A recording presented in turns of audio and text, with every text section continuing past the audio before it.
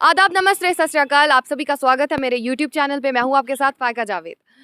जैसा कि आप सब लोग इस बात से बाखबर है कि कश्मीर का रियल चेहरा मैं आप तक भरपूर पहुंचाने की कोशिश करती हूँ।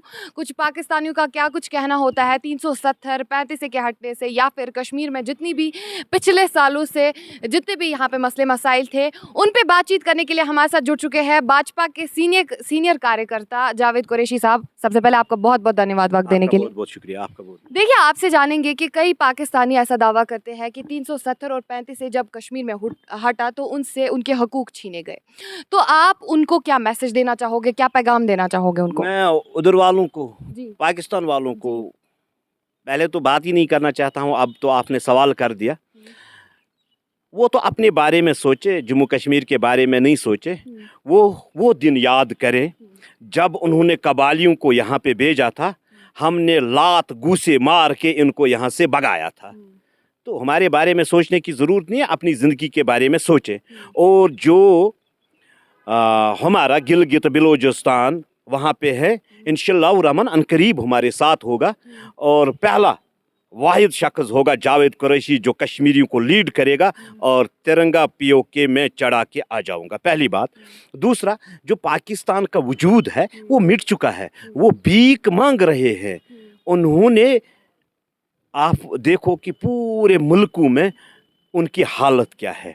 आप देखो, इमरान खान वहाँ पे था, एक ईमानदार मिला था उनको वज़ीर आज़म, 8 दिन में गिरा दिया। अब जेल जाने की सूरत में है। मेरे ख्याल में फांसी न दे, अल्लाह बचाए, फांसी न दे ऐसे लीडर को। ये पाकिस्तान मिट चुका है। जिसके लिए पाकिस्तान बना था, क्या वहाँ पे है वो निज़ाम मुस्तफ़ा जिसके लिए वो बना था? वहाँ पे तो शराब आम है, वहाँ पे तो फाश आम है। वो किस पाकिस्तान की बात करते हैं? मेरे ख्याल में अगर हिंदुस्तानियों को ऐसा लगा कि जिस तरीके से इसको अलग किया तो पूरे पाकिस्तान को ही वापस लाएंगे, मेरे ख्याल में। क्योंकि आज तक पाकिस्तान ने आतंकवाद की फैक्ट्रियों को बढ़ाया, न कि गुर्बत पे काम किया। अगर वहाँ के लीडरों ने गुर्बत पे काम किया होगा, आज पाकिस्तान भीख नहीं मांगता होता, आज वहाँ पे नौजवान आतंकवादी नहीं बन जाता। देखो, हर एक मुल्क के लीडरों को ये सोचना है कि हम अपने आवाम को कैसे बढ़ाएं। मेरे ख्याल में वहाँ आतंकवाद की फैक्ट्रियाँ ही होती है। आज ये देखें ना, वहाँ उनके इलाकों में हमारे वज़ीर आज़म हिंद नरेंद्र मोदी जी के नहरे लगते हैं। क्या किस तरीके से? क्योंकि जब हमारा वज़ीर आज़म हिंद ऐसा है तब पाकिस्तान में बात होती है, उनके ऐवानों में बात होती है, उनकी असम्बलियों में बात होती है। वहाँ का प्राइम मिनिस्टर बात करता है, वहाँ का MP बात करता है, वहाँ का MLA बात करता है। जब भी वो मिसाल देता है तो वज़ीर आज़म हिंद नरेंद्र मोदी जी की मिसाल देता है। हम फ़ख्र से कहते हैं हम हिंदुस्तानी हैं और हिंदुस्तान के साथ जुड़े हुए हैं। जो भी हिंदुस्तान की तरफ आंख उठा के देखेगा उसकी आंखों को नोच लिया जाए। देखिए, आप POK के हाल के बारे में भी जानते होंगे कि वहाँ पे महंगाई बहुत ज़्यादा है। वहाँ के जो मुसलमान है, हिंदू भाई है, वो बहुत ज़्यादा सफ़र कर रहे हैं। वो वही सब्ज़ी वहाँ पे 150 रुपये, 200 रुपये, 250 रुपये केजी बेची जाती है, जो सब्ज़ी यहाँ पे 20 रुपये, 25 रुपये, 50 रुपये केजी बेची जाती है। तो आपके ख्याल से ये चीज़ क्या है? आप इस चीज़ को किस नज़रिए से देखते हैं? मैं अपने उन भाइयों से एक ही गुजारिश करना चाहता हूँ जो JK-POK में है, जो वहाँ पे मुसलमान रह रहे हैं, वो अपनी हक की लड़ाई लड़े। वो पाकिस्तान के चंगुल में न फंसे। पाकिस्तान ने आज तक बर्बाद करके रखा है इस जम्मू कश्मीर को, और उनको भी बर्बाद करके रखा है। उनके रोड देखें, उनकी वहाँ पे जो हालत है वो अबतर हो रही है, बेहतर नहीं हो रही है। वहाँ का माहौल देखो, चरस और अफीम में नौजवान मुब्तला है।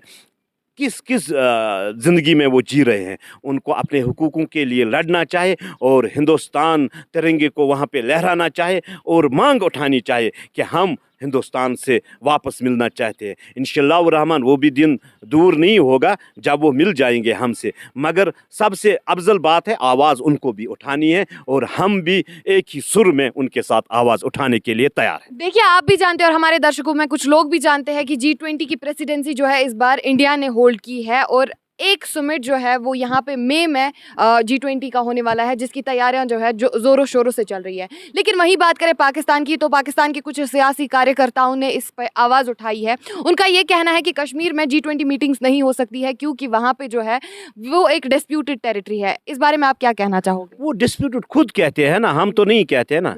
वो कहते हैं ना नून में नक्ता निकालना, वो नून में नक्ता निकाल, हम तो तैयार ही नहीं है। जब कश्मीरी तैयार ही नहीं है, हाँ कुछ इनको ये लग रहा है, कुछ लीडर थे इनके हुर्रियत के लीडर्स जो यहाँ पे माहौल को बिगाड़ने की, उनका वजूद तो मिट चुका है। आज कश्मीरी तो बाहर निकल रहा है ना, आज तो वो तिरंगा लेके बाहर निकल रहा है। आज उनको वो पिछला दौर तो दिखा रहा है ना, जब यहाँ पे कबालियों ने रेड की थी, जब कबालियों ने यहाँ पे कत्ल गारत की थी, जब कश्मीरी निकले थे, हिंदुस्तान के फौज को साथ दिया था, इनको यहाँ से लात घूसे मार के बाहर निकाला था। क्या वो दिन याद नहीं है? जब कश्मीरियों को पाकिस्तान से मिलना था तब मिल जाते, तब हमारे अबजद मिल जाते ना इनके साथ। हमें मिलना नहीं है, वो नून में नक्ते को ढूंढ रहे हैं। यहाँ पे G20 का इजलास होगा, इसमें कोई दो राय नहीं है। अब वो बौखलाहट में इसलिए है कि कश्मीर आगे बढ़ रहा है, कश्मीर का युवा आगे बढ़ रहा है, यहाँ का नौजवान आगे बढ़ना चाहता है।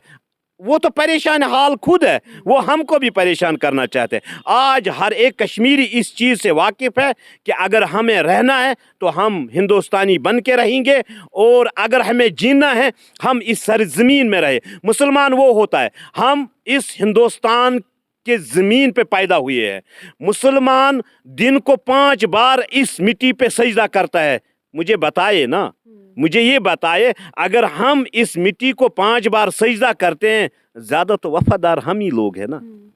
कुछ पाकिस्तानियों का ये भी कहना है कि इंडियन गवर्नमेंट जो है वो कश्मीर पे कब्जा जमाए हुई है, क्योंकि वो कश्मीर को सोने की चिड़िया समझते हैं, दैट्स वाई वो यहाँ पे पैसे फेंक रहे हैं। तो इस बारे में आपका क्या ख्याल है? क्या जवाब देना चाहोगे आप पाकिस्तानी जनता को? सोने की चिड़िया तो वाकई कश्मीर में है, और जन्नत बेनज़ीर इसको कहा जाता था, मगर पाकिस्तान ने बर्बाद किया।